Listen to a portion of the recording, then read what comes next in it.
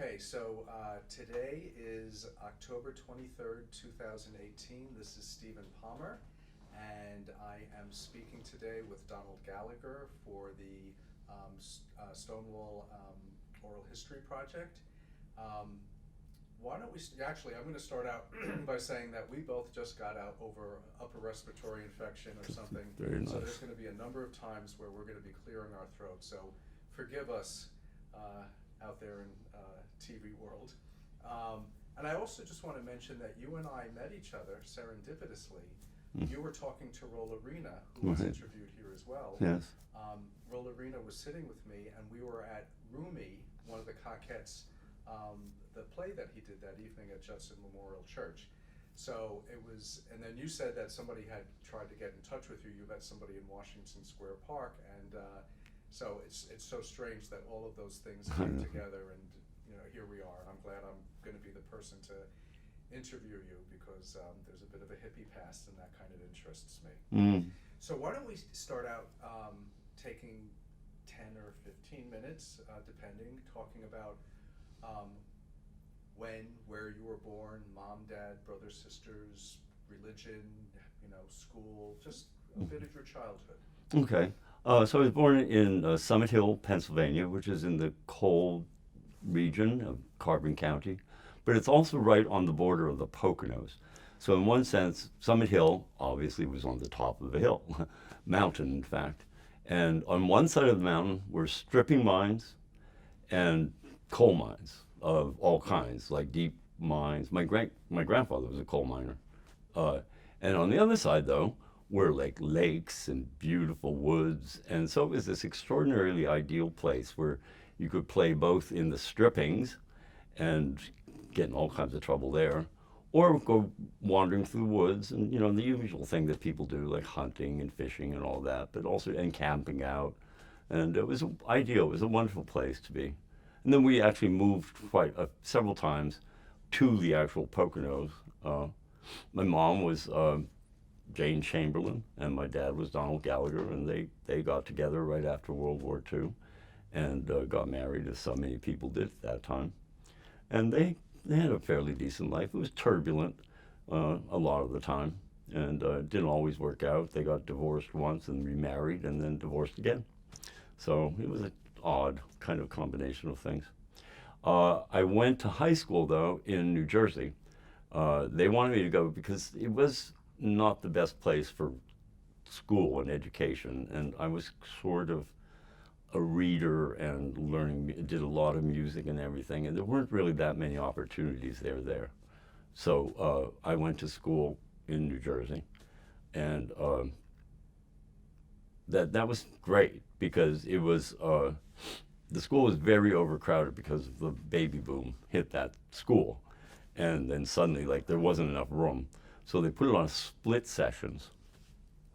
So as a result, I was out at 12 o'clock in the afternoon, and it was only a 45-minute trip to the George Washington Bridge in Manhattan. So it was practically every day I would go to New York and go down to the Village and hang out in the coffee shops and listen to all Peter, Paul, Mary, and you name it, they were there. This was 1964. And then... What year were you born? I was born in 1947. So I was a sophomore in high school when that started happening to me. And went to the library a lot, taught myself with a lot of help from several people just in the library how to read Middle English. Chaucer I was particularly interested in. And that was a great thrill too. And so it was a wonderful part of my life. I didn't love living in it was called Woodcliff Lake, New Jersey.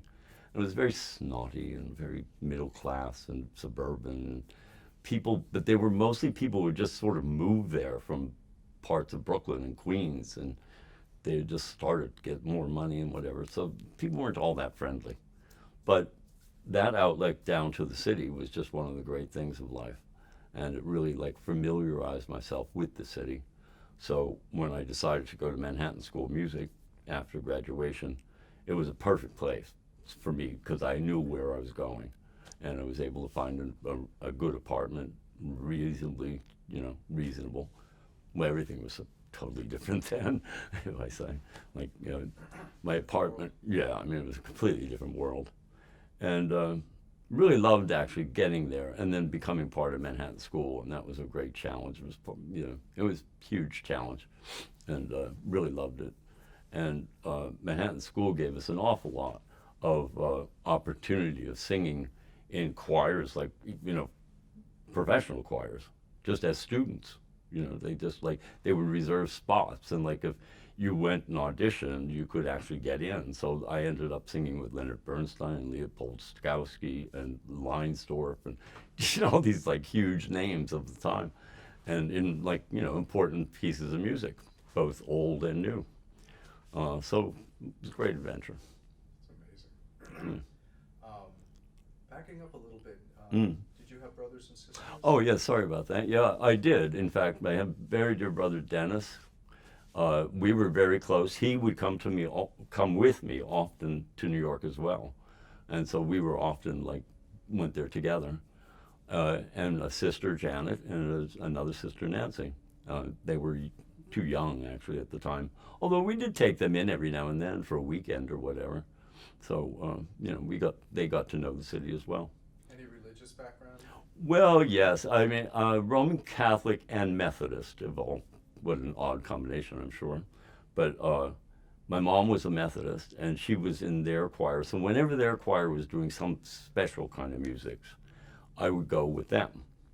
But mostly I went with my grandmother, Susie Gallagher, to the Roman Catholic Church, St. Joe's, and was involved, especially in New Jersey. Actually, I got very involved in New Jersey in a thing called YCS, Young Christian Students. And what that was about was learning about social justice, actually. So that really was my introduction to like activism and social justice, was through that church, actually. Mainly, the first big event that I got involved with was the voting rights, where they had those freedom rides, where people from the north and whatever would go down south on buses and whatever, and try to get people registered to vote. You know, like, so I wasn't allowed to go because I was too young, but our schools, like we together, like a lot of us kids, we just got together and we raised money. We would have bake sales, car washes, you know, the type of stuff you do, and we actually raised quite a bit of money to help people like to do that.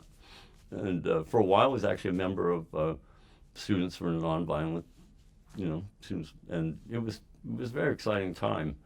And SNCC? Yes, SNCC. Students Nonviolent Coordinating Committee? Yes, exactly. I couldn't remember the. It's okay. It was SNCC though. I couldn't even remember it was SNCC, or it didn't come to my brain. And that was extraordinary. That was very fulfilling and exciting. And not only because where I grew up in the Poconos, there were no black people. So this was like a completely new thing for me. I mean, there just weren't any black people there, and when I was growing up there, and so it was a thrill to like kind of expand that part of my mind and life, and it was such a profound, extraordinary time when the civil rights, where people were really trying to change our culture completely from what it had been for like centuries. And, you know, still working on it. It's just like kind of in some ways, especially currently, it seems kind of depressing. And like one thought we had gone over a lot of this territory and had been like, you know, done. But clearly it hadn't, you know. Were your parents socially active as well? Was that No, not at all. Not really. My mom was to a certain extent, but she was mostly, they both worked. And, you know, she was, and a lot of the time, as I said, they were separated several times. So it was like she was basically, you know, a single mom for quite a bit of my life. And so she worked, and she had a good business. She was a hairdresser, and she did very well. She did very well at that. So, you know, that was a good thing for her. And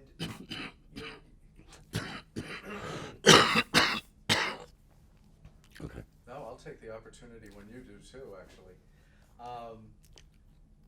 Talk about recognizing sexual attraction as a young person. Well, I was very heterosexual in high school. I was very, in fact, very. I think I went to 8 senior proms, starting in freshman year. I don't know what it was. I just Tell me, the what was ladies it? liked me. I think because I was so polite and kind and not offensive. Although sex did occur, so I had no idea that I was gay. None whatsoever. I didn't realize that until my first year of college. Because you were sexually attracted to women? Yeah, no, I totally love women, and it was beautiful. Like, just they were my best friends, like they were always my best friends. Women were more than men, and although we did have men friends also, but I was more attracted to women in a sense when I was in high school. I was rather shy, actually. Odd to say that I was shy when I'm saying I went to all those proms, but but I was, yeah, I can be contradictory. Well, welcome to the world of Yeah, oral history. right. So during those years, during your grammar school years or high school years, you weren't feeling sexual attraction toward men. Well, perhaps subtly, and in a way that wasn't identifiable to me wasn't really identifiable as that. But I suspect so because I had many, especially in younger years, like before moving to New Jersey, we would go camping a lot. We would go hiking a lot with buddies. We'd go, hunting, of course, like that would be guy stuff. So I was very close to many, many other boyfriends, like really, but it was never a sexual thing. A few times when it kind of, I was actually sort of there were a couple times when I was kind of attacked, like almost forced to, do oral sex on people. And this was like out in the woods when I'm just there alone and there were like 5 of them. But I was a very fast burner. And I just thought, I don't want to, in a way it was intriguing, but at the same time they were belligerent about it. It wasn't any kind of friendship in it. It was just brutal. So so it didn't happen. In a way, I look back on it, I went, oh, geez, what would have happened if I had done it then? Except I'm glad I didn't, because anybody that did do that in that little town they were just in for trouble. They were then the town fag, the town queer, whatever. What was your sense of gay people or homosexual or whatever term was used during that time? Well, yeah, there were so many. The list goes on. Gay. There was no gay. The word gay didn't exist. That was not something that occurred. But it was more like queer, faggot, fruit, fairy, pansy, fern. Yeah, fern, yeah. I don't know why. I have no idea why. I don't know why. But that was one.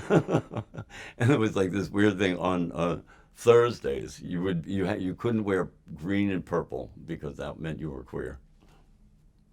So, who knows? Well, you're making up for that right now. I've changed all. There's nothing I'm not able to put together as a combination of color. I think I'm known for that. Not only on walls, but also on myself. Sure, no, you look great. So it's the early 60s. You're going to Greenwich Village. Tell me about what Greenwich Village was like at that time, the ambience of the place. Well, it's just amazing. It was entirely different in a way. Well, first off, so here I am, I'm 14 and 15, 16, and going there, and you could go into any coffee shop. I could be there alone. You could be walking down the street and interacting with anybody and going into any store or whatever. And there was the fact that I was a young person didn't bother people or didn't make people afraid or didn't make people think that there was something wrong with that. So it was a very different time. It really was. And not only that, it was also you could actually meet Bob Dylan. It wasn't like he was a superstar somewhere, or Peter, Paul, and Mary, or Joan Baez, or anybody there. And oftentimes, what would happen, say at the Cafe War or one of those other places, the show would go and then it would be over, and then they weren't done. They were still willing to go. And so they would get up and we'd go to the park, which is just up the street, you know. And then there would be a whole wonderful little event in the park, you know. And everybody would join in, you know, because lots of people had guitars and lots of people knew the songs, and you know, it was the folk revival. So it was like that was a part of the ambiance and the life, you know. Plus, and of course, rock and roll was like still was huge in my life from when I was just a little kid, and dancing was always a major part. That was one of the things about my connection with girls. In fact, was mainly because we would have a lot of dances. The schools would have dances. We'd have dances at each other's house. So dancing was like really a big part of our life, as was the music. There were lots of times when you go out into the park. This is now in both in New Jersey and in Pennsylvania. Going out into the park and like jamming together, doing doo-wop together, singing together. It was like, you know, it was just part of the day. You know, it was really part of the day. And it would be just whatever the current songs were. And yeah, it's quite wonderful. It was a wonderful thing, you know. When you end up going, what year did you graduate high school? 65. And is that when you moved into the city? Yeah, I moved there. So I graduated. In fact, I left like just about 3 weeks later and got an apartment. My first apartment was on 76th between Riverside and West End Avenue. And it was great. It was great. It was a little expensive, but my mom insisted. She said, "I don't know, you can't live down there." Like I told her where I wanted to live, which was on the Lower East Side, and we went and looked, and she said, "No, you're not living here." So she found me this other place. But the Upper West Side at the time. Oh, it was rough and tough. Oh, please, it was no, it was mostly a Puerto Rican neighborhood at that point. Panic in Needle Park. Yeah, that's down the road. The Upper West Side. Absolutely. Not like Tompkins Square. No, but she didn't. She just looked at the architecture. She looked at the architecture, and like she thought that made it better for some reason. But it was a great. I moved into a great house. The landlord and landlady were fabulous people. They became very close friends, and everybody in the house became close friends. And then one of the cool things that happened with that house was when school started. So I was there all summer pretty much. And then school starts, and I met all kinds of people who were like looking for places to live. So I suggested they come to this place. So it ended up being almost like a Manhattan School of Music dormitory. So there were 4 singers, there was a composer, there was a trombonist, there was a flutist, there was so it was like the house was like filled with music. You know, it was What like was your specialty? singing, voice. You probably can't tell much now, but like yes, that's what I did. I studied voice and history, musical history. So what's your life like in New York City at this point in the mid 60s, going into the late 60s? Well, it was like work. It was work and work. It was like, because I was not taken care of. I paid my own rent, basically. I had to do that.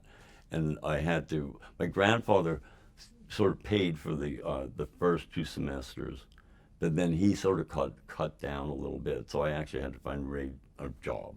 So I actually had jobs and went to school as well.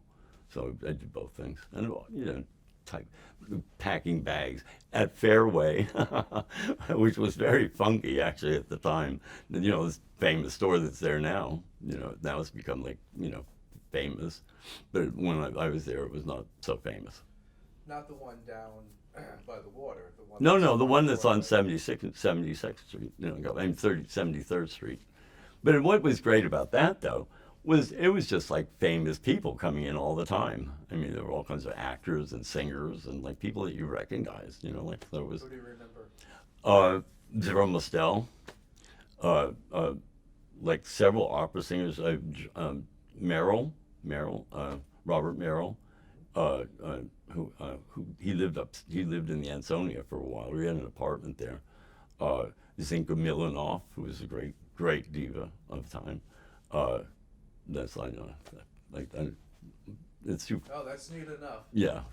No, there were lots of people and lots of actors too, like TV people you saw on TV, that they were on whatever, TV shows. So you didn't even know their name really, they just recognized them from TV. Like F Troop. Yeah, right. Yeah, exactly like that. Right. Yeah. Naked City. Like, right. It was, Um, let's have a pause.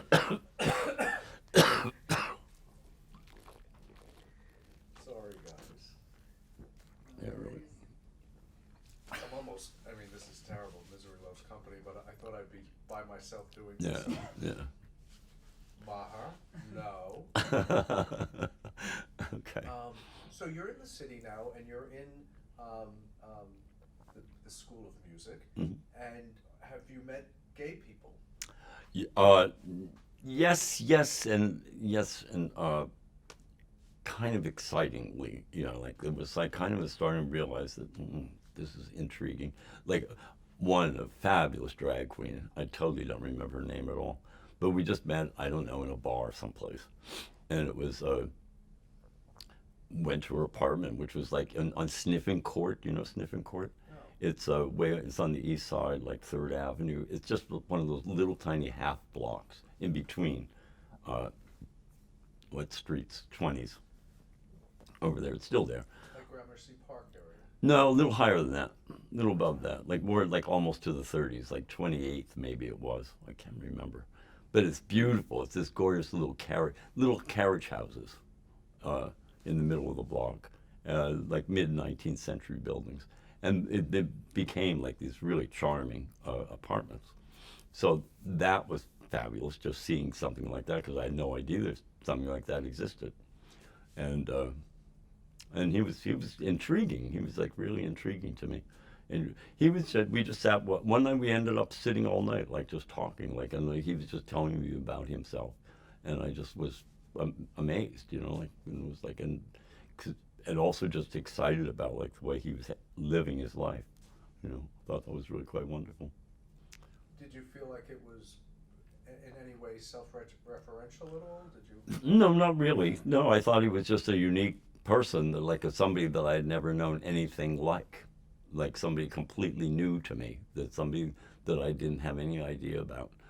And then there was an unfortunate thing happened with that, in that my girlfriend came to visit, and he actually came over to visit also at the same time, and she kind of like scoped it out, and she immediately knew that he was queer. I mean, she knew that immediately.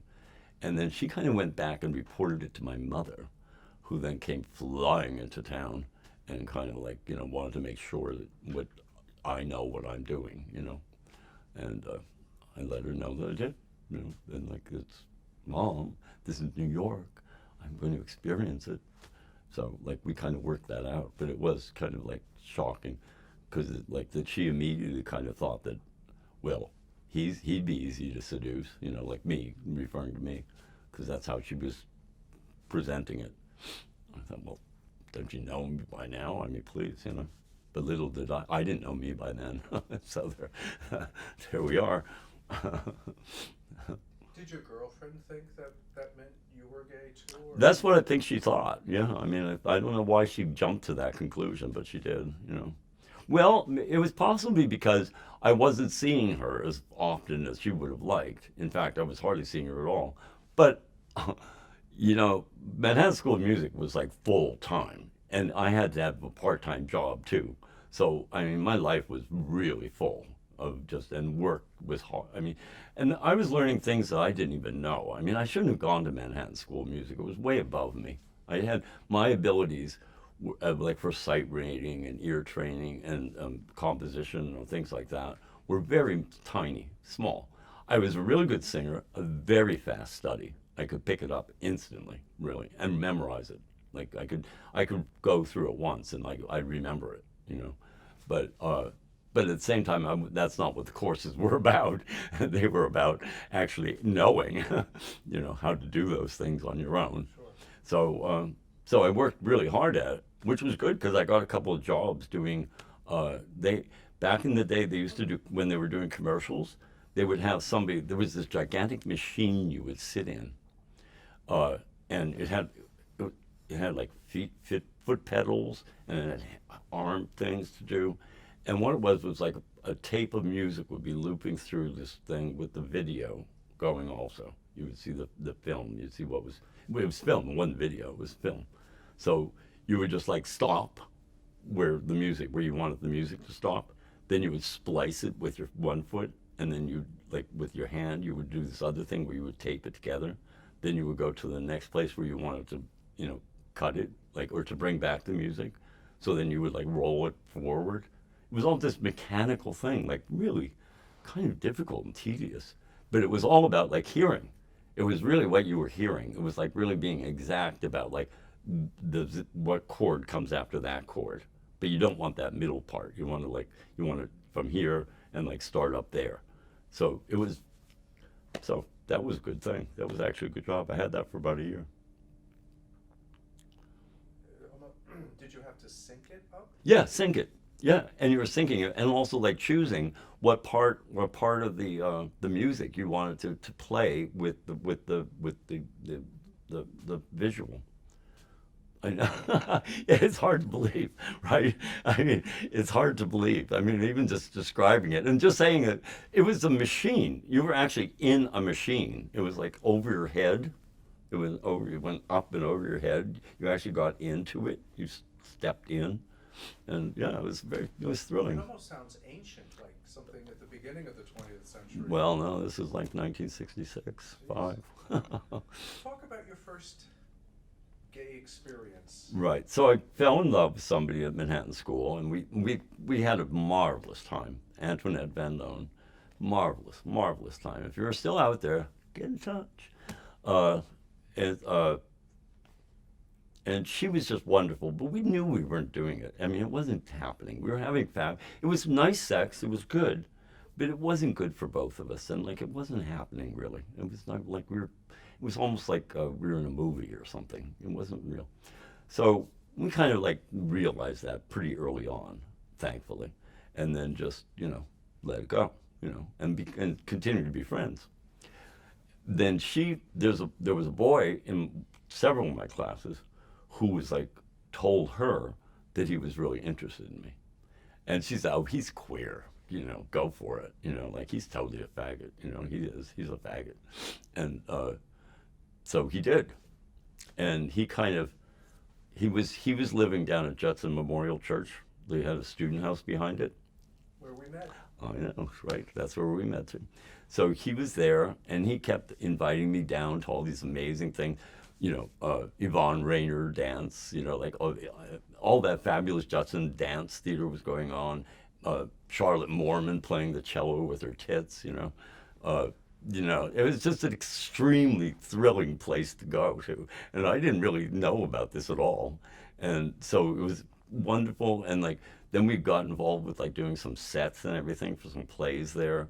And then there'd be cast parties and we'd hang out. And I don't know, one night he just said that he loved me.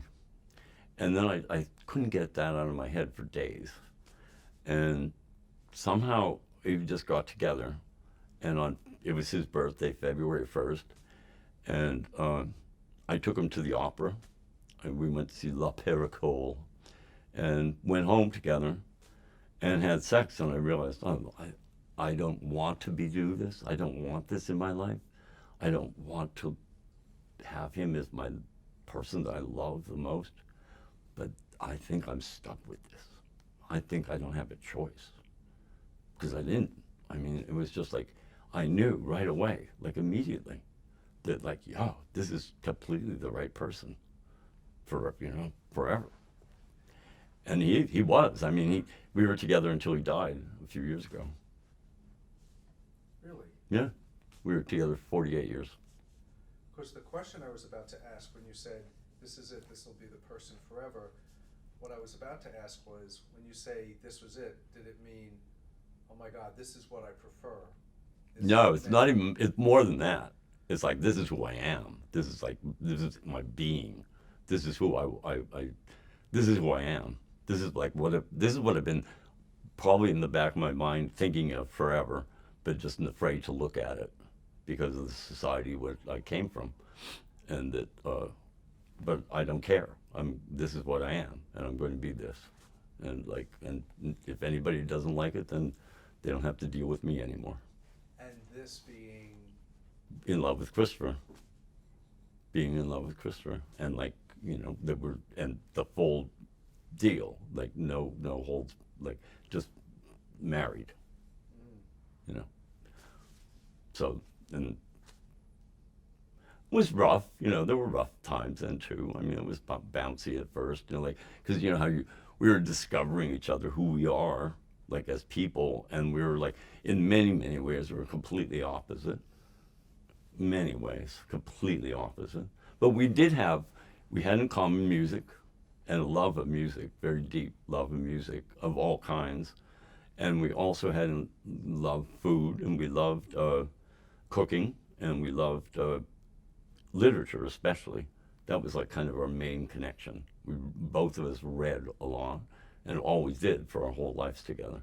Just, you know, we were both sharing books, and, you know, we'd go off on whole tangents and read all of Dickens, say, like, or read, you know, all of Turgenev, or read all of that sort of thing. We would do that frequently over the course of our life together, and sometimes go back and read it again, you know, even, you know. So, yeah, that was something. So it was more than just sex, but sex was definitely part of it. And then one thing that he did to, because now this is 1966, so New York is now becoming more and more open sexually to gay people, to homosexuals, and like the baths, and there were several bars, and there were several places. So he actually, because he had been a homosexual most of his life, he was much more in tune to like what the like what that meant and what it was could be like. So he was also very much into the idea like of being having multiple partners, like not being monogamous. But we kind of were monogamous in the sense that we kind of were out together most of the time. When we went out to clubs, or we went out to the baths, or we went to, you know, wherever, or to the trucks, or to the, you know, piers, where we went, we kind of went together. And of course we'd have different people, but at the same time, it was still a joint experience, you know, to a certain extent. Let me just say, I mean, I just did the math in my head. He died in 2014. 14, yeah. Oh, that's very recent. Yeah, yeah. Yeah, no, it's like, yeah. Well, I'm still trying to figure out how to live. Because that was the other we had a remarkable division of labors. We had really an extraordinary ability to do that. And he totally took care of money. He often was the person that was more likely to be taking care of the house also than I. I mean, I'd be the one to like sort of make the house beautiful, but then he'd be the one to sort of maintain the house. So now he's gone, the house is, you know, think about it, how easily I let it fall to pieces. I constantly, now, like he's haunting me. He's like yelling at me in the. I hear him. No, stop. But there it is, and also, and then the other part that's really difficult is like he did all the finances and everything, and I'm just incapable. I truly am just incapable of it. It's like my brain just doesn't work that way. So that's one, aside from the emotional phenomenal loss. It's also like some very practical things as well, because I guess that's what happens to every married couple. Like they have division of labor, and you know. It becomes enormously clear. Yeah, I had to call up my housemates. We bought the house together with 4 friends in Jersey City in '82, and I had to call them up and ask them how to write a check. Oh, I felt so lame. Such an idiot. Such an idiot.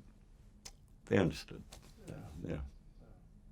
I mean, because I never did. He did it. I mean, he never did it. You had your own things to do too. Yeah. So it's the late '60s. Mm. You're in the Manhattan School of Music. Yep. And now you're. This is our senior year, in fact. 69 is.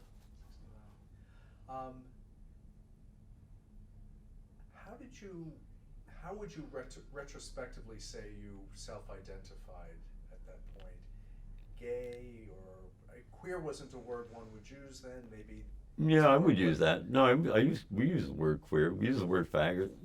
Yeah, fruit. We used all of them. Like especially amongst people. But if somebody would ask you, like, are you a homosexual? You just say yes. But people when I don't know when people really started using the word gay. I don't quite remember. I think it was not until the 70s. I mean, maybe some people were, but I didn't know it. I didn't hear it really until a little later. And then when I heard it, I was like, really? Really? That's the word? I got to be that now? Okay, I get it. It's fine. I'll do it. But I'm not so sure. When I said queer, I was thinking more like the way queer is used now to say, don't necessarily define me. I like to keep it open. Yeah. Well, no, but it was like no, I felt proud about that. I mean, I felt that was a good word. I mean, like that suited, it was like, because it's been used for so long, yeah. I mean, it's been used so long.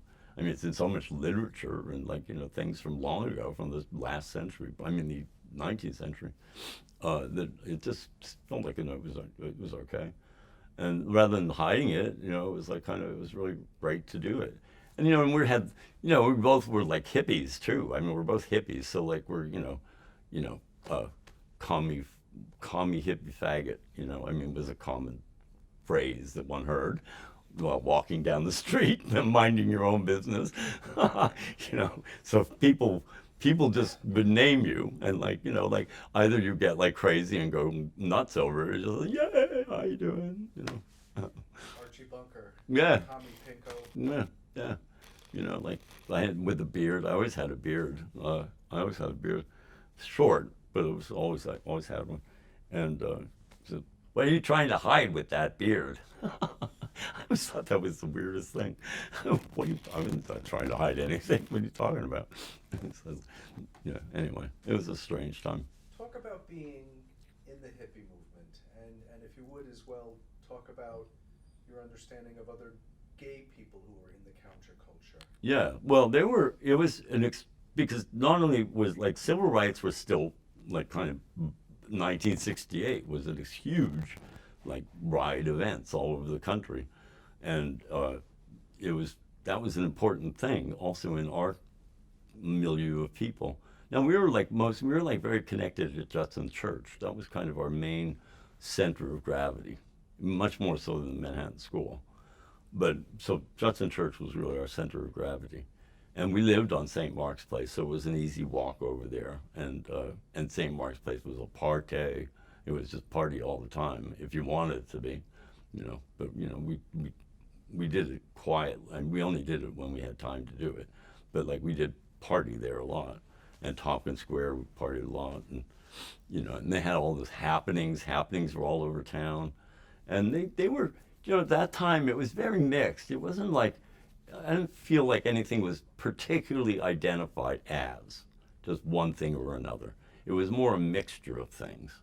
And especially like in the hippie world, I thought was very much a mixture of things. And hippies could be as homophobic as anybody.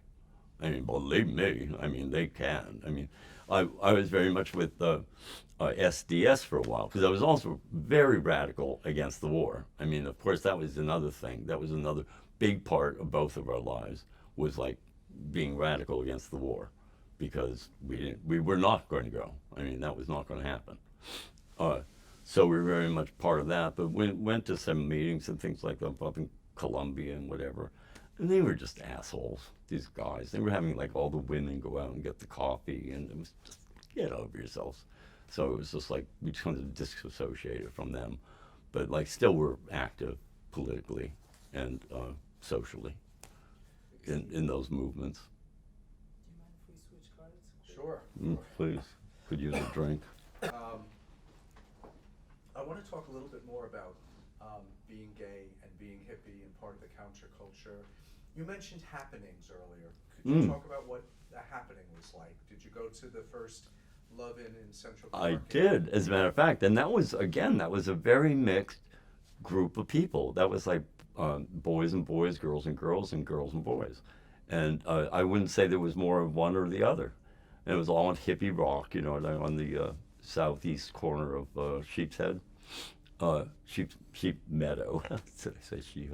I think I was just thinking of Sheep's Head Bay because of. Right.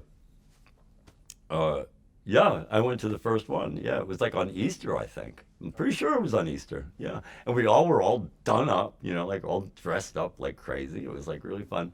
I had a funny experience too with that one. It was very amusing.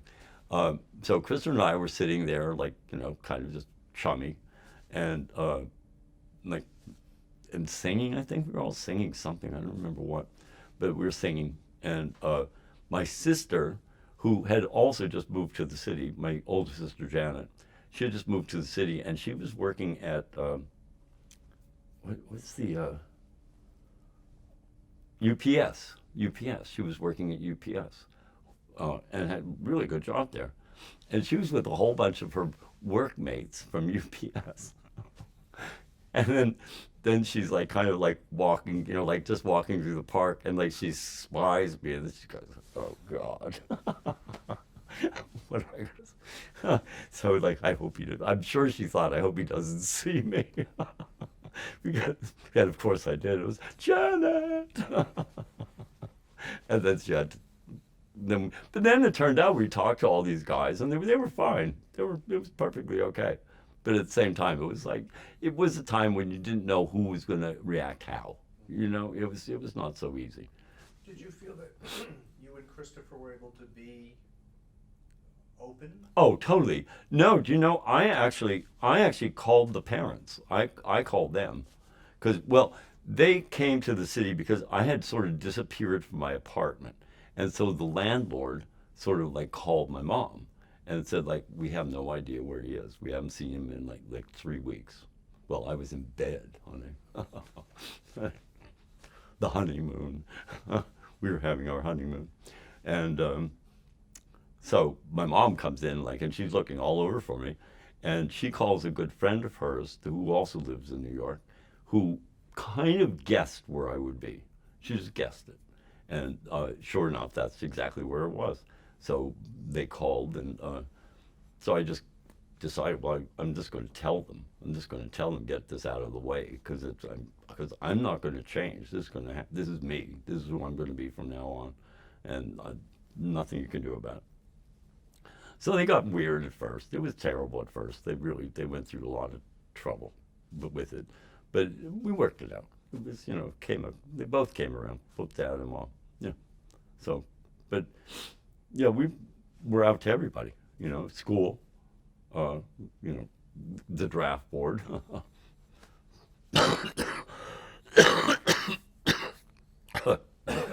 That was pretty awful. It was my mom that brought the draft board. I actually wanted to be a CO, but they weren't allowing me to be a conscientious objector because they said I was so involved with the Roman Catholic Church that who was all for the war. That was Francis Spellman at the time. He was in charge of the military of the United States, Cardinal Spellman. And a little of that too, as so many of them have been. So I was fighting with them, and they were going to arrest me, but then she just told them, she said, no, he's homosexual, he's queer, and that was the end of it. So I became 4F. You checked the box? No, I didn't. I would tell them that. I wasn't gonna use that as an excuse. Or reason, not an excuse, a reason. Because I didn't think that was correct. I didn't feel that was correct. Why did you feel that was correct? Well, because I didn't feel like I wanted to disparage the soldiers or the Army or the Navy or any of them. I didn't want to disparage them but I didn't want that war to continue. So I figured the best way I can deal with it is become a conscientious objector and become a medic or whatever. They send you somewhere. They make you do something.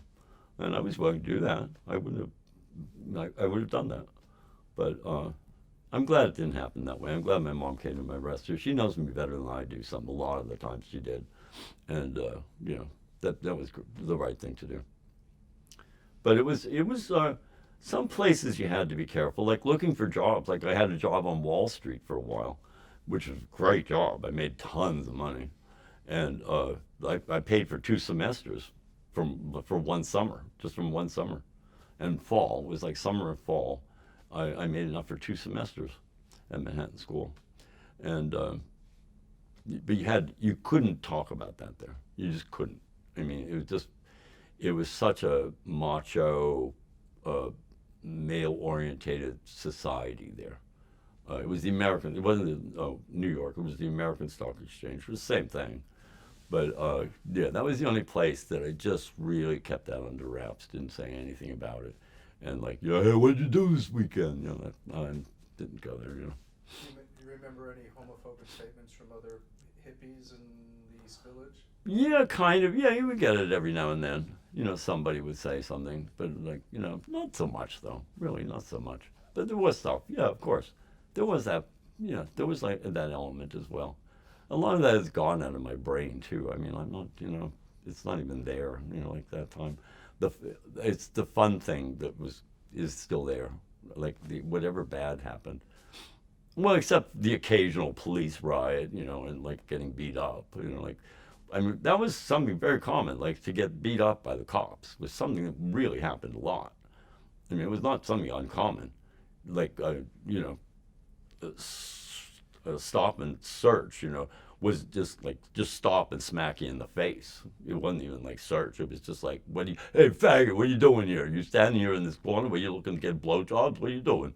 You know, like horrible. Cops were just like, they were like left over from the Wagner administration's rule. They wanted to clean up Greenwich Village for the World's Fair. Now this is like, okay, this is now 4 years later, you know, okay, that was over in 1965, and now it's like 1969, and they're still doing it. They're still like being belligerent and mean to anybody that walks down the street, knowingly or another, knowing or not, what your sexuality was. They didn't care. They were just beasts. They were out of control. So that aspect of the cops, you know, they were really there. And I don't know where else it was really hard. Well, jobs. You couldn't be out at jobs. You had to be quiet about jobs. You know, that was all part of the terror. That was all part of terror. That like when cops would invade a bar and like pull everybody in, you could really be in trouble. You could lose your job. Were you in a bar when there was a raid? Oh, very much so. Yes, like just a few months actually before Stonewall was the International Boy Bar, I think it was called, or it was the International Club. It's a restaurant now. It's like on Charles and Greenwich. I think it's Charles. It's in there somewhere there. And it was a very hot bar. It was like kind of one of the first back rooms, like where they actually just had a big black curtain. And you just went in. It was totally dark, and it just anything would go on. And they came in and they rounded up the whole joint and marched us all over. And it was a big crowd. It was a lot of people. So they marched us over to the 9th precinct, which is now like a condo. It's like on 9th Street, but it's down further. It's between Washington and Greenwich. Instead of now it's between Hudson and Bleecker. But it's just down the street in an old-fashioned precinct house. Everybody's standing out front. Waiting on line to go in and get booked, right? And people are all talking about what's, you know, like the you know, God, like what's the wife going to say? What's the job going to say? What's, you know, anything. You know, like the people are really upset and really nervous. In fact, that one went so badly in that there was a young man from Colombia, I think. I wouldn't swear to that. But I think he was from Colombia.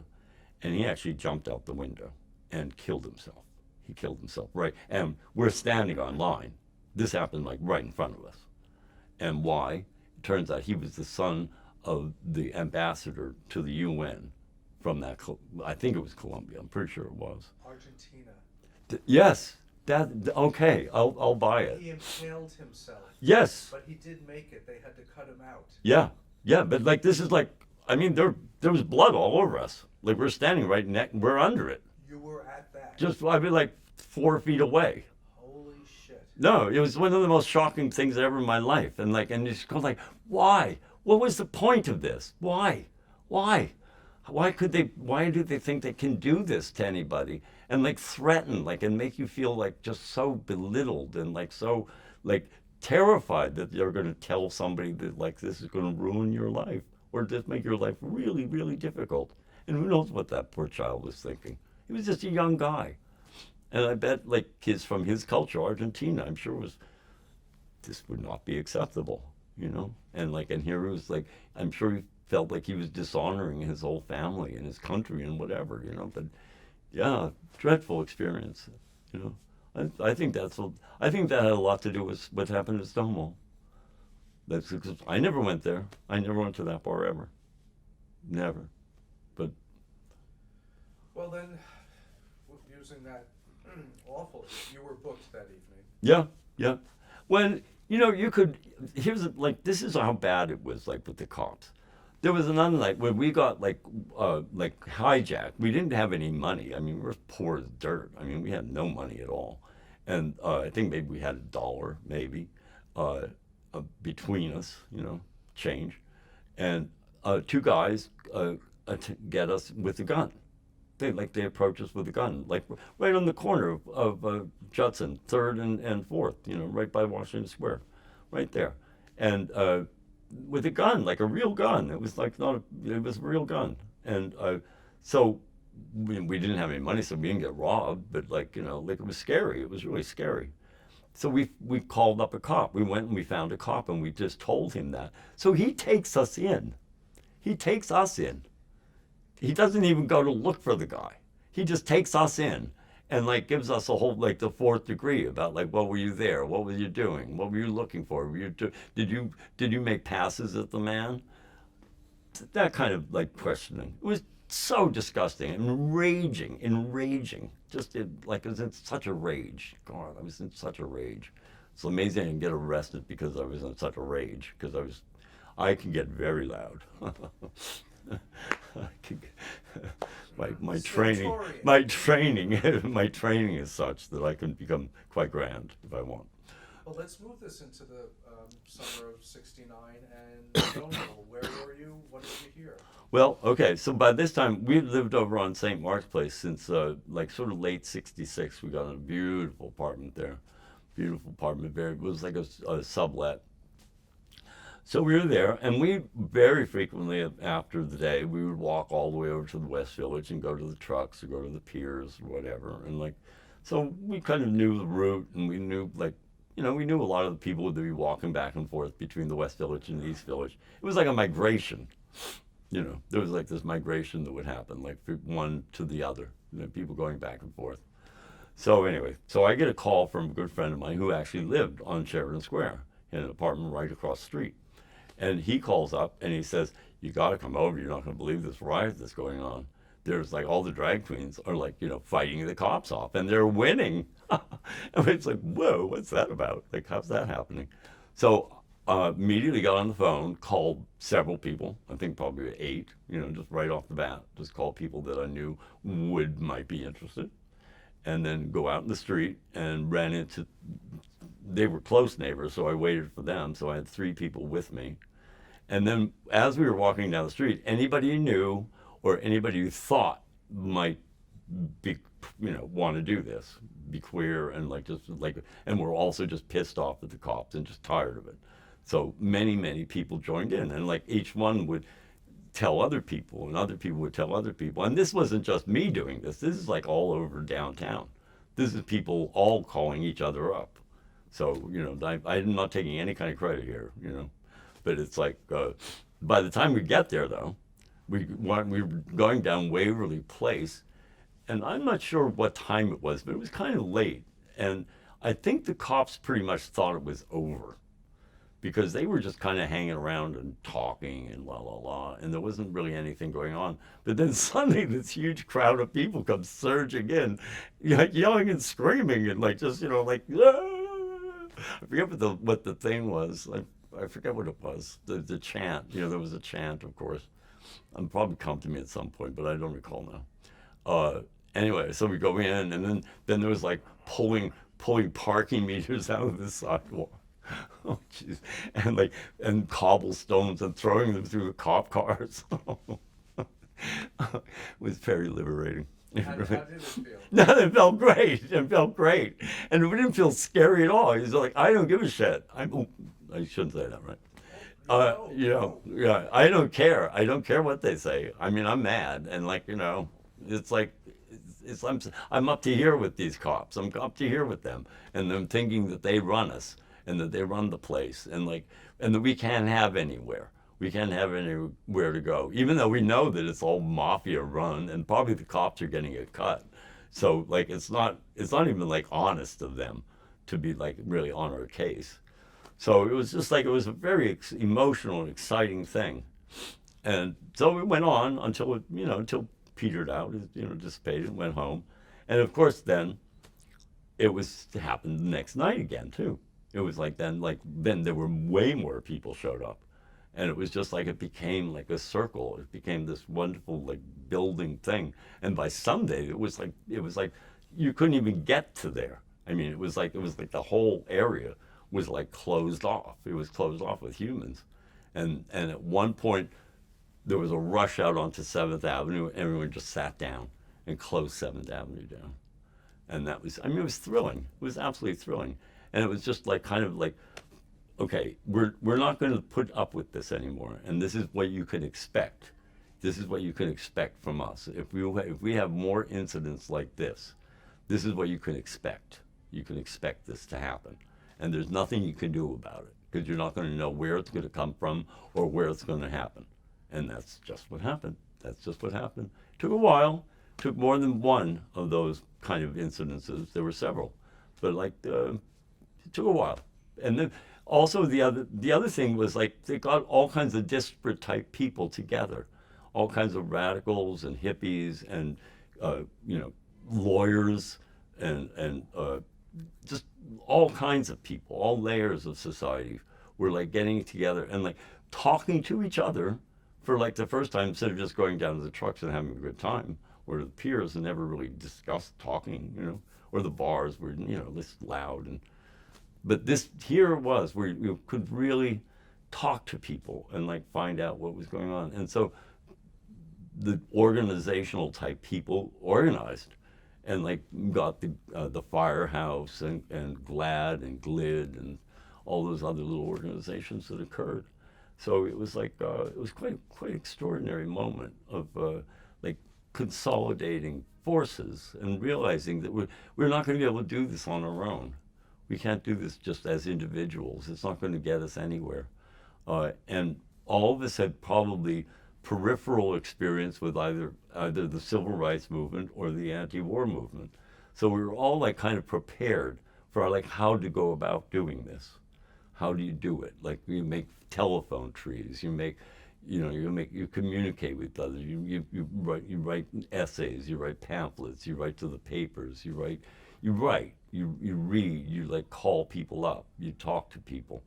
So it was really that's what was the spark that really pulled it all together. And it was quite thrilling. It was really exciting, because it was so clean and honest and not, it was political, but at the same time it was more personal political. It was political in the sense of this is my life, and I'm taking charge of it in a way that I wasn't before, because I didn't felt I could. It's not because I didn't want to, but it just felt how am I going to present myself to the cops? How am I going to stop them from belligerent behavior toward me? I can't do that by myself. It's never going to happen. But if there are people together, then it all works. Did you think at that moment that this would continue on, or that it was a blip and From my point of view, and most of the people I knew, my close companions and friends, and heterosexual, straight and gay, both were just absolutely behind this. It's okay, this is a new beginning.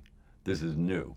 This is not going to change. We are going to go further, and we're going to get things that we haven't had before. We're going to be able to have our own bars. We're not going to have the mafia bars. We're going to have our own bars. We're going to have that. You're going to keep your hands off the baths. You're going to get out of there. You're going to let back rooms occur. You're going to leave there. You know, you can stop us at the trucks, okay, acceptable, but you're not going to stop us at the pier. And you're not, but once they got that message, though, they kind of like really the hands were off then for quite a while. You know, it really was, hands were off until like 85, really, you know. Do you remember the beginnings of like the Gay Liberation Front or anything? Well, that's exactly what I'm talking about. Like, yeah, and handing out flyers, like going out in the street and like giving out flyers about like there'd be a dance, you know, like the firehouse was an extraordinary place, like for, you know, like I guess I think that was the Gay Liberation Front. Gay Activist Alliance. That's what, okay, yeah, see, the numbers, they miss. And I wasn't like politically involved in them particularly. I was not a member of any of those things. I had a very busy life. I was really very, very busy at that time in my life. So it was not something I could do except to be like at a demonstration. I could be at a handout, things like that. So I was of service, but I was not an organizer in that movement. Talk about Woodstock the same summer. Oh, yeah, just a few weeks later. I know. So it's the summer of '69, and we're just about to chat about Woodstock. Right, and there was a group of us got together, and we were going like, we got to go to this, you know, like, wow, you know. Well, I probably more than half of those bands I had seen more than once, and some of them I had actually met, you know, like because when we lived on St. Mark's Place, it was directly around the corner from Fillmore East, you know. And Judson also, a lot of those people would come over to Judson and sing and stuff, you know, so like you met these people. Richie Havens for one, you know. And it was just like the next logical thing. It's like, we got to go there. I mean, that just sounds so amazing. And some of us paid and some of us didn't. But we just got in the car and we said, we'll figure it out, you know, we'll see what happens. So we get there, and, well, we don't get there. Actually, we get stuck on the thruway, where it's just ridiculous, you know, like, so we know we're only about 4 miles away. So we just get off, we just park the car. We just get off, we get out of the car, and we, like, you know, pack up our stuff, which wasn't much. We didn't take a whole lot with us. And we went and just had an amazing time. Just, like, because then by the time you got there, the gates had already been like sort of crashed, you know, like, so you didn't even have to pay. I mean, it was no reason. The gates were crashed, and walked around, sort of like tried to find a place, see if there was a neighborhood, you know, where you could hang out, like where there'd be lots of, you know, gay people, but didn't find that. But I found my brother, and my cousin, and this whole crew from Philadelphia, and they were great. They had we had a lot of acid, and they had some acid, and they had kegs of beer.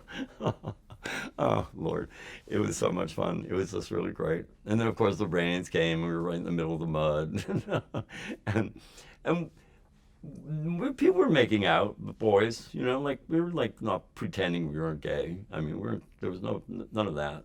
But I must say that the most of it was really just felt very, very heterosexual. You know, it just really did, and kind of male dominated too, like male dominated heterosexual. You know what I mean? It was like, you know. Anyway, but it didn't matter to us. I mean, I don't think we thought about that as being a difficult thing. You know, it just seemed fine. But you didn't feel unwelcome as a gay person? No, never, not at any point. Not at any point. Never at all. Never. It was always just, you know, it felt completely comfortable, you know, and like, you know, wearing outfits. I mean, you know, like crazy outfits, but everybody's wearing crazy outfits or nothing. There was a lot of that too. Like actually, two of our of our party were very much into being nudists. You know, like they were way into that. So they kind of just did a little thing, but mostly just walking around naked. What acts do you remember? Well, Richie Havens for one. I mean, that was profound. It was just profound. It was just like, because I don't know who was late. Somebody was late. So he was just like on the stage, and he was supposed to sing one song, and he sings like for 45 minutes. You know, he just keeps going on and on and on and on and on. It was amazing. It was truly amazing. It was also, you know, like the whole crowd wasn't listening all the time. And a lot of times it was just chaos and noise, you know. But then somehow there was at some point during his thing, it just, everyone kind of got quiet and just like kind of really went into what he was saying and what he was singing. And it was just extraordinary. Yeah, oh, it was amazing. And then also, of course, Jefferson Airplane, oh goodness, that was just spectacular and just wonderful. And the Star Spangled Banner was just like one of the most profound events. I mean, So that. you were there from the beginning to the end. Yeah, we stayed. Yeah, we got there. Like we got there a little late, but I just, you know, I heard that, you know, for sure. Now I have a story about him too. Now that was incredible. When I first got to Manhattan School of Music, everybody was talking about this guitarist on 125th Street, and like, you know, people who they said you just have to go. And it was just I think just about everybody at Manhattan School went to hear him. And he was playing in front of a record store, which was there until like the 90s. I mean, it was a really old, famous record store. And it was like the kind of record store, like whatever they decided to play was going to be the hit, you know. They were the hit makers, you know, for like the neighborhood, for Harlem. And so it was really an important place. And he would just sit out front and he would play along with whatever was the new thing. And just, but profoundly, like in a way that like nobody, like none of us, all musicians that I knew that went to see him were just like amazed. They were just kind of like, I didn't even know that was possible, you know, like to do that. You know, it was just like a whole other level of just really intensity on on the guitar. So it was extraordinary. And then he became a star. You know, like it was not long after that then he became a star. I think he first went to England, and then that's where he sort of hit there, because he wasn't hitting here. But you know, but then at Woodstock, then it became like the most probably. I mean, that's truly one of the moments in American history, actually, where he took the Star Spangled Banner and like made it like our own, like completely transformed it into something that was just like angry, but like also there was like patriotism in it. I mean, it wasn't like brutal, it wasn't mean, there was anger in it, and there was like just, we got to change this, there's got to be change happening. And he did that with music in the most extraordinary way. I saw Joan Baez about 6 weeks ago, her farewell. Oh, did you? Oh, I wish I could have gone to that. Oh. She's going to be playing again at Capitol Theater. Yeah. Her farewell tour is going into like. Oh, I know, forever. Yeah, totally. At the end, everybody, you know, they came out on stage and they all had arms around each other. Yeah. And they bowed, and then you hear from the speakers, the Star Spangled Banner, Jimi Hendrix from Woodstock. They all come to the lip of the stage, and they all took a knee. Yeah. I remember that now. You know, I forgot that. This just happened. That happened like the way, like at the other place. At the Beacon Theater at Joan Baez. Oh, that must have been ago. amazing. Oh, that must have been amazing. Isn't that nice? No, I didn't know that happened. I didn't know that happened. It was powerful. Okay. Well, she was great too. She's leaving because this is. No, I know. Yeah, I mean, like, no, I've actually had the privilege of singing with her several times. I'm in a choir. I'm in a choir. It's called Reverend Billy and the Church of Stop Shopping, and we're an activist group, but it's a real choir. I mean, it's real music. We write our own music and our words and everything, and it's an activist group. Currently, we're like very involved with sanctuary and the borders, and issues and climate change. That's our current thing, but we've been involved with many things over the years, and. Our first time that we sang with her was at Burning Man, where it was right after Katrina. Katrina was announced, and Burning Man was in shock because like a lot of New Orleans goes to Burning Man. So there was this shock wave went through the whole event. And we were on the Temple bus, which is also kind of a very special thing. And we just drove around with Joan, like singing, just singing songs, you know, like making people feel like calm and better, and like raised hundreds of thousands of dollars, like right there and then, just right there and then. It was extraordinary. And so, Reyes was at Burning Man, huh? yeah, oh yeah, several times, probably many times. Must be the only person. Okay. So now the 70s. Oh, Do you yeah. remember the first gay march? Yeah, of course. Oh, now that I was involved with. That I was like slightly involved with. Just simply like drumming it up, you know, like getting people to go, you know, because that was the scary part about it. It was like, is anybody to show up? Like, what if we do this and like nobody comes, you know, like, and we're walking up 6th Avenue and then there's like nobody there, you know, what happens? What do we do? But it was a mob. It was a big, big, big, big crowd. And it was grandmas and moms and like kids and like all. It was everything you would hope it would be, and it was a really beautiful, beautiful experience because it was not expected. We're not I wouldn't say unexpected, but it was like not sure that it was going to happen that way. You know, like it could have been like nobody showed up. You know, that was a real possibility. I heard it was just a few as time went on and they went on it. There was more. Well, it did add, but there, like to start off though, it was enough that you didn't feel like you were alone. Uh-huh. You know, when I say like, I mean, it wasn't anything like, you know, I mean, every year it got bigger, but like it was still, there were several hundred to begin with. So it felt, you know, it was comfortable to be like with that many people that like, yeah, we can do this. And the cops were really quite nice about it too. Like, because at first we were only allowed to be on the sidewalk and they realized, oh, this is ridiculous, you know, like, so they gave us half the 6th Avenue, you know. And I don't know if you know, but like back in the 60s, there were like I think it went from 50th Street up to 59th Street. The entire avenue was like dug up and there were boards across the avenue for years. Actually, that went on for many years. And so it was kind of fun to walk like when you got to that, you know, too. And that was exciting. And the event itself was charming. It was lovely. It was like very, very mellow and very like at the band shell. It was basically at the band shell, so there were speakers and everything. But it was almost more as much like a family picnic as anything. It was like people were just hanging out and there was food and it was. Well, people have told me that the event in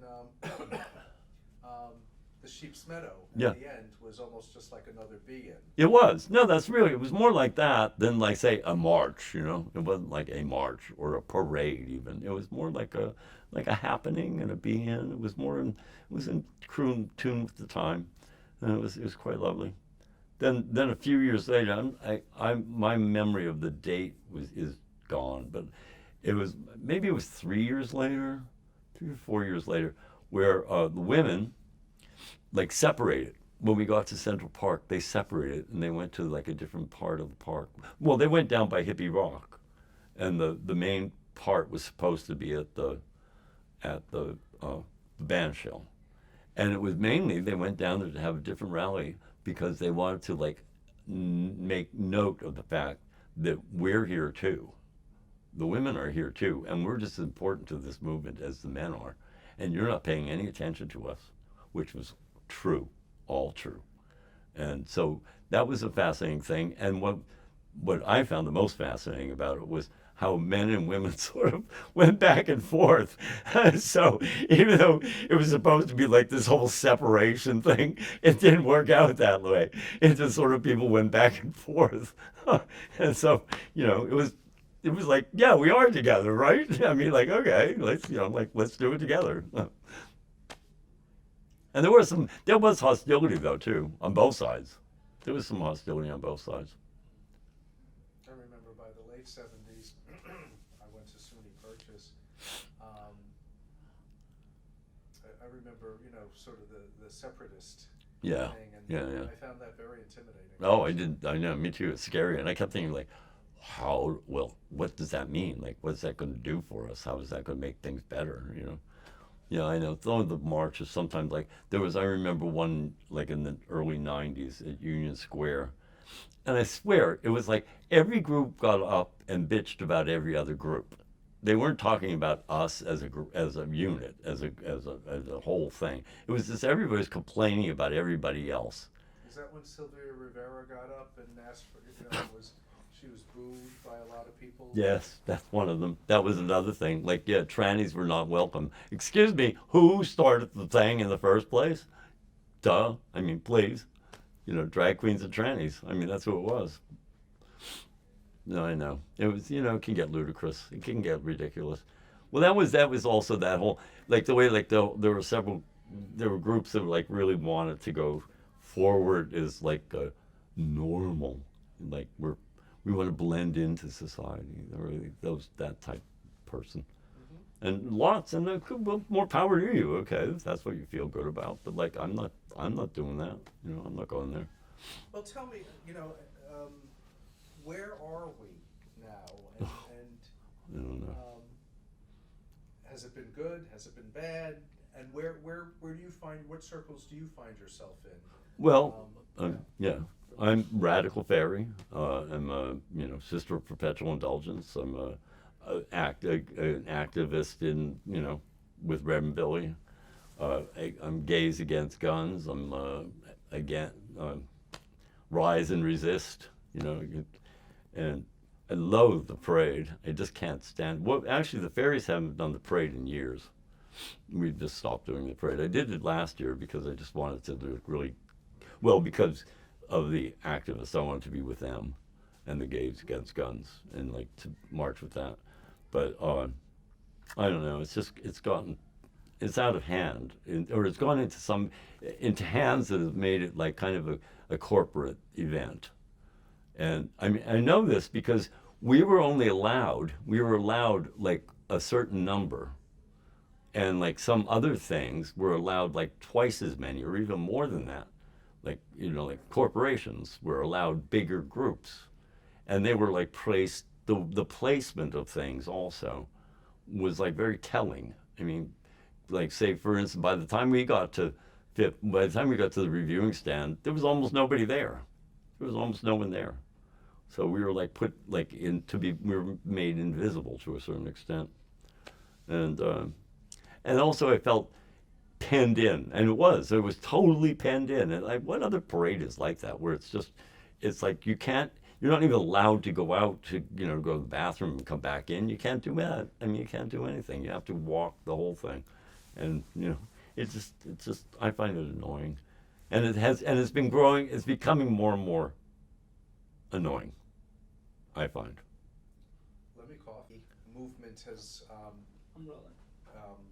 gay movement has unfolded to, Right. the gay march, which you're not particularly happy with, and I wanted you to just talk a little bit more about that. Right. And it's like, but at the same time, when I say I'm not happy about it, I have to take responsibility for not being involved at all. Like just sort of dropping it. At one point, just got totally like, okay, this is just no longer for us. It's like, I mean, there literally was a year when I was the only one, nobody was going to actually go, but I just thought, well, we should sign up anyway, the Radical Fairies of New York. We should sign up anyway, just have our name on the book. Because we actually won a couple of years, like prizes. We won a few times. And so I went in and I did the whole thing, and it's also stupid. The marshal thing, you have to go in and get training, and it's like, oh God, it's so boring and stupid. I mean, like I've done this, how many times? I do it like 20 times, and I still have to go every year. Anyway, so I go to sign in, and I'm actually going to be with Dykes on Bikes, and I'm in this phenomenal outfit of a Sister of Perpetual Indulgence, and I'm going to ride down on the back of a bike with a good lesbian friend of mine. And so I go in and I say to the lady, I'm here to sign in for the Radical Fairies. She said, well, you're the marshal? And I said, yeah. Well, you can't go like that. What do you mean I can't go like that? And she says, well, you have to wear the T-shirt. And I said, I'm not going to put that on my body. I'm not going to put it anywhere on me. It was this brown T-shirt with logos. The entire thing was covered with logos. of like, Corporate logos? yeah, of like sponsors of the march. I said, I'm not going to care. The fairies will not be marching, thank you. And just walked off. And that was the last time we actually signed up as the Radical Fairies. And I forget what year it was. Well, quite a while ago, like 2002 maybe. And so they're going to that level. When it comes to that level, you just kind of go like, what are you talking about? What are you, crazy? Like, what does this become? Like a brown t-shirt's A? Like, what's that about? Like, what's a brown t-shirt for? Brown shirt. Yeah, I guess I felt like that, you know, supporting the corpse, you know, like, well, anyway, so that was that part. But at the same time, I didn't really stand up and do anything about it, or I didn't get anybody else to either. Like we complained about it, but we didn't really feel like it was necessary for us to actually be involved anymore, because we're just like, okay, it's what it is, you know. It's become just a parade. It's just like it's fun. I'm not putting that down. I mean, people are having a good time. People are having a good time. I don't want to stop their fun. I mean, like this. People who are marching are having a good time. People who are watching are having a good time. So, you know, live and let live. You know, I'm just not going to be a part of it. So I can't feel like I've done anything to make it not the way it is. You know, so.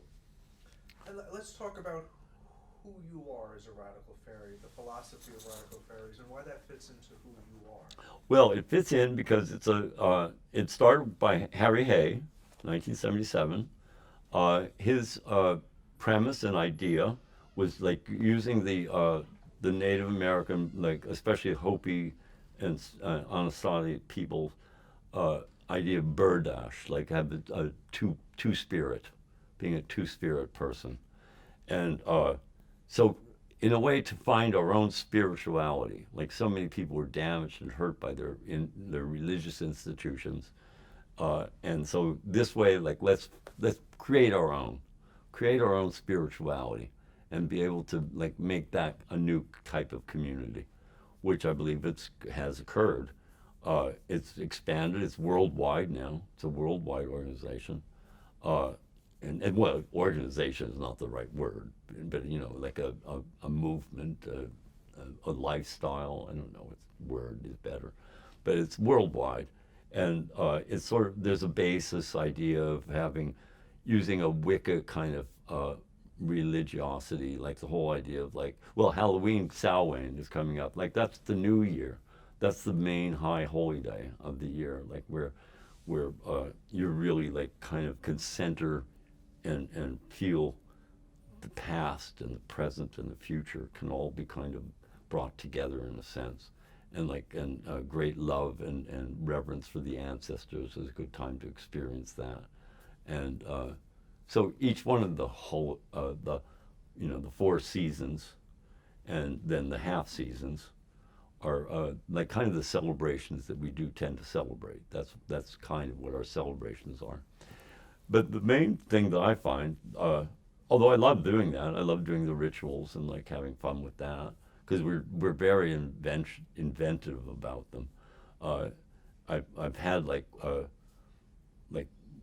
priestesses from London and places in England come to participate in one. I always give one at the church I attend in Jersey City for the Yule. So the 21st of December, and they were shocked. They didn't really know quite how to take it, because we were so different than anything that is proscribed, you know, in the ritual book. we come up with our own, and they're pretty wild and crazy and like lots of fun but serious, very serious. So you know, but. It's a different look at it too, you know. And it's fun getting dressed up, and gender fuck is it's kind of the look, you know, just like big guy with beard, fabulous dress, you know, lots of makeup, you know, not going woman at all, just totally going fabulous, you know. So that's how I fit into it, you know. I fit into it that way, and it's a great community. It's like my friends. I mean, I have this family, this gigantic family from all over the country. I mean, from everywhere. People I know. I don't think I would have to like go to a hotel anywhere in the United States. I don't. I really don't think I'd have to. I think I'd be able to, if I put the word out in enough time, and if I were like traveling across the United States, I'm sure I would be able to go just from house to house to house, you know, without any trouble at all. And same with my house. My house is often full with people that are just coming through, you know. So it's a community, you know. And at the expense of being reductionist, it's almost like the original hippie spirit infused into the gay community. Very much so. It really is. It's like kind of like a lot of, because my brother was very much a part of an intentional community in Pennsylvania, and that was like the spirit of that place to a certain extent too, but it was very heteronormative, and it was like kind of, they weren't all that gay friendly. But at the same time, it was a beautiful place, and it was a wonderful, and they liked me a lot. I mean, I got along very well, but I was pretty much the only gay person there. But sadly, they didn't hold together as well as, like I know very few of those communes and things that started in the 60s and early 70s that still exist, aside from the radical fairies. And like, they're still there, you know, they're still there and growing, you know. Off camera, I'll tell you about my experiences on the farm in Tennessee. Oh, you've been there. You know the pavilion. The pavilion is like out by the Yes, but yeah. that's me. You helped build that? No, I painted it. Oh. Well, maybe you know David Fosdahl. Oh, of course, sure. Oh God. Okay, let's. I want to get to some questions. We'll chat about this later. Yeah. then. I mean, I had hundreds of people help me, but like, it's me. It's mine. It's mine. 6 degrees of separation. I was there in '79. Okay. Oh, then it wouldn't. Yes, it would have. And I came back in '99. No, but, it wouldn't have happened yet. We've spoken about sort of the mainstreaming of the gay community as it's represented in the march. Yeah. And your particular bent and others, the radical fairies, where kind of it's not that, it's something Right. fresher and Right. you know. But And there are other differences too. There are other things, like for instance, like that. For me, it was always. It never seemed quite right. The whole idea of like marriage becoming like the center issue for gay people, like whenever that became the central issue, always seemed to me a little bit out of where I would have wanted to go. I mean, because I was in a sense married, and I was completely happy about being married without any documents in the federal or in government. I was very happy about being that, and then especially like, I didn't necessarily feel that was the thing that we needed, especially since like AIDS was still a problem when that really became an issue. Like marriage became a major focus, and there's so many other things that are just not being addressed. You know, children, like kids that are getting thrown out of their houses still, and like trannies ending up getting beaten and this thing. All these things are still happening, and somehow I just thought that there were other issues more important, but it's what people wanted. So like, I'm not going to stop, like resist that. It's just like kind of like, it didn't really sit well with me all the time. I hear you. I'd say it was an important step, but somehow it made it seem like it was the last step and nothing else was needed. Exactly. So other things That's- end up getting lost as a result. Yeah, I'm glad you put it that way, because that's what I mean by it. That it just suddenly, oh, well, you have that. What else do you want? Like, well, we gave you marriage. Like, yeah. Well, let me ask you this next question. What is your sense of the new young queer trans activists? They're thrilling. They're really exciting. They're really exciting because they're very committed to like making sure that people know that they're there, and that like really wanting to make a major difference. And like that you're going to have to see us. You're going to have to accept us. That's what's going to happen. We're not going to go away. We're going to be who we are. And now we're in this horror shitstorm of this guy like trying, like just using it to like get votes from people who hate us. It's just mean, and using Christianity of all things. I mean, it's just ridiculous. Right. It's ugly. It's more than ridiculous. It's ugly. It's not correct. It's a wrong thing. But and one just hopes that like like things can change. You know, they really can. They can really take form and like and grow. But at the same time, I also have. I mean, there's also an issue of like people aren't talking the way they used to.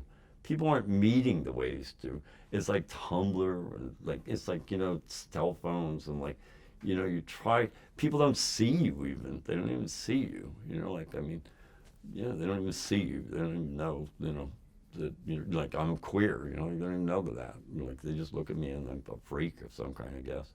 But it's like, and I don't care. I mean, it doesn't hurt my feelings, and just like kind of, it's sort of sad that like, because it's also in amongst themselves. I mean, I used to be in the ferry groups, like there'll be young people, and they're complaining about that sort of thing as much as I am, and that it's just like it's gone.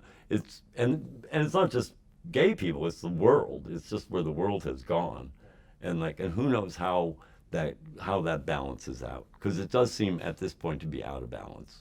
That like people are just entirely involved with their devices as opposed to actually being involved with each other on vocally. When you said you were very excited about the new young activists, queer and trans activists.